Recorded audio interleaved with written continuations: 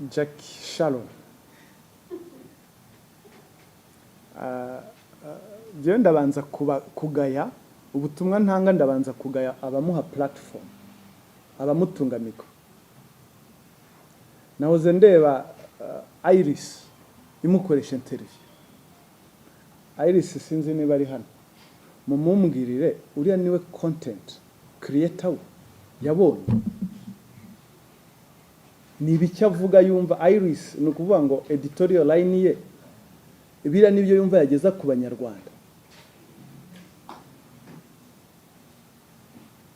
Nahoze ndeba n'abantu bamukoresheje interview, nawe rega ngo asiga ahamagara press conference, muze kureba mikoro zari zimuri imbere. Abo nibo nagaya, nkagaya n'ababikwirakwiza, nibo nagaya. Undi we ngira ngo ibyo uvugira ku mbuga nkoranyambaga bigaragaza uriwe, level y'indero ufite, ukwiyubaha wowe muri wowe ufite, ikinyabupfura ufite ku banyarwanda, nicyo bigaragaza. Hanyuma mwebwe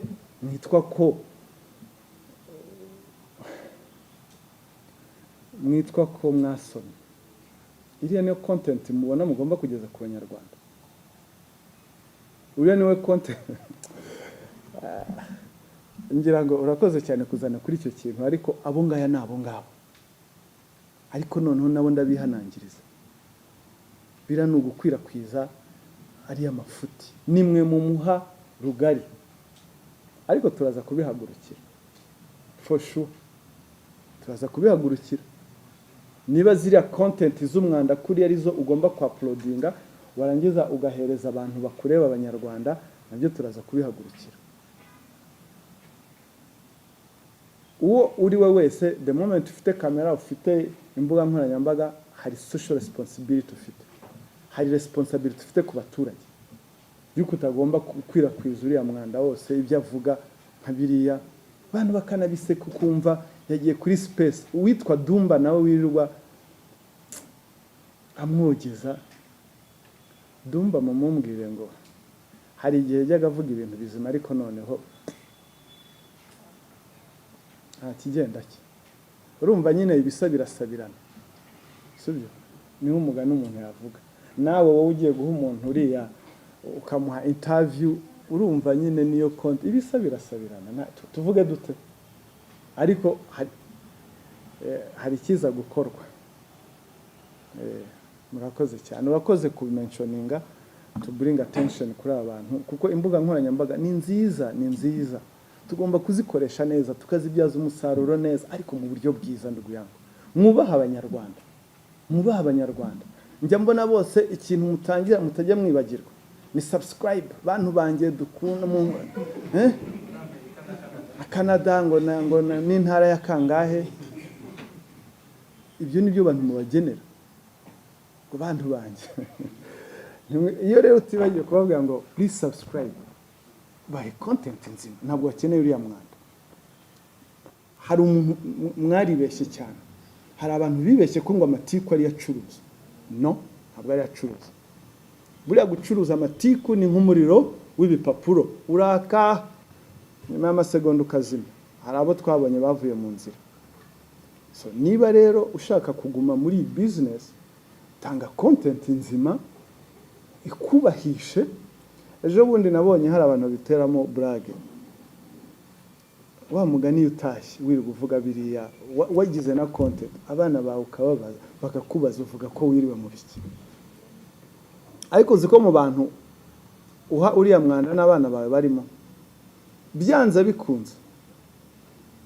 Ariko nanone hari igihe ureba ukavuga ati ibisa birasabirana.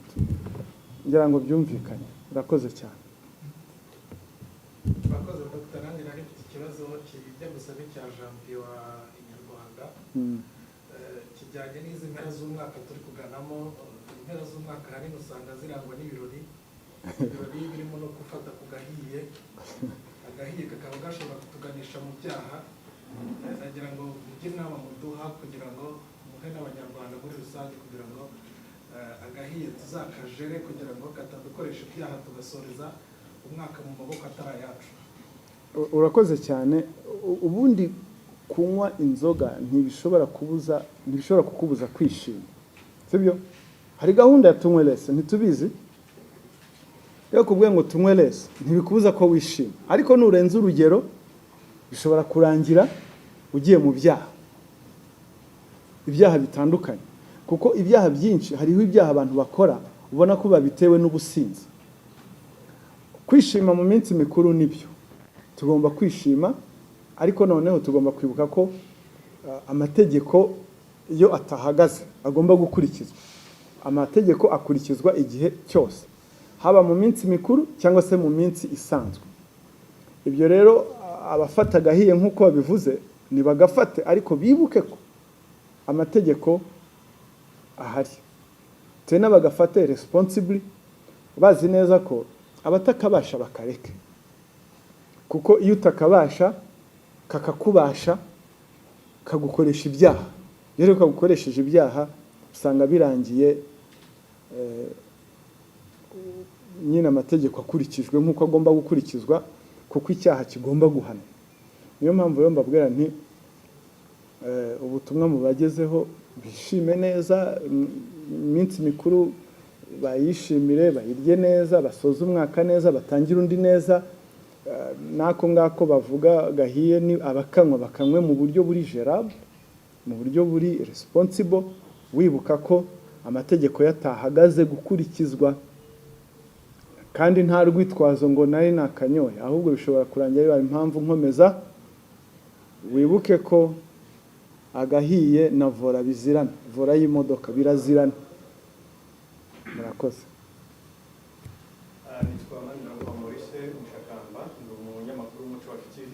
Mwavuze ko habayeho kwiba cyangwa uburiganya aho mwatweretse by'umwihariko ku butaka, ariko umuntu aribaza ati umuturage wifitiye ubutaka unyurwa mu mirimo ye ya buri munsi azitwara ate kugira ngo wenda abe yamenya ko ubutaka bwe bushobora kuba buri kugabwaho ibitero n'aba bajura nk'aba?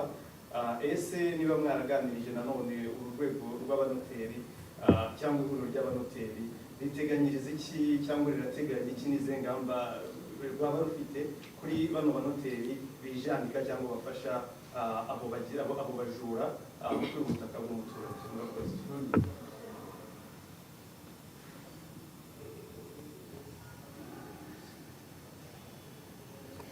Urabona umuturage we ari safe, ubutaka bwe ntaho bwenda kwimukira.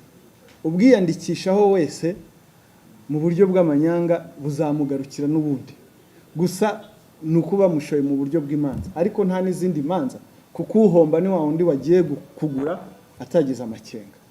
Ubutaka bw'umuturage bwo ntabwo twavuga ngo hari amakenga, nta makenga arimo, uzakugumaho n'ubundi, uzabutransfera mu buryo bw'amanyanga buva kuri umwe bujya ku wundi. Abo nibo bagomba ahubwo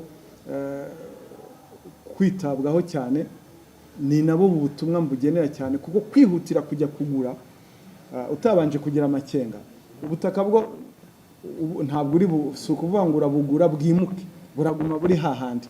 So umuturage we natekane, ubutaka bwe nta kibazo bufite. Ikibazo kiri wa muntu ugiye kugura atagize amakenga. Ikindi cya kabiri, aba banoteri bijandika muri ibi byaha ni bamwe muri banoteri bijandika muri ibi byaha. Urabizi ko mu Kinyarwanda bavuga ngo umubaji w'imitima ntiyayiringanije. Muri sosiyete yose, mu ihuriro ry'abantu iri ari ryo ryose, habamo abeza n'ababi. Aba rero babi nyine ni rwa rukungu rugomba kugenda ruvamo kandi rukurwamo n'amategeko. So ibyo rero ntabwo twabifata ngo tubishyire kuri banoteri bose, oya, ni bamwe muri bo, ndetse banduzira izina rya banoteri, n'abanduza izina rya banoteri, kuko banoteri benshi tuzi bakora neza. Murakoze, reka dusoze, ndabona nta kindi kibazo.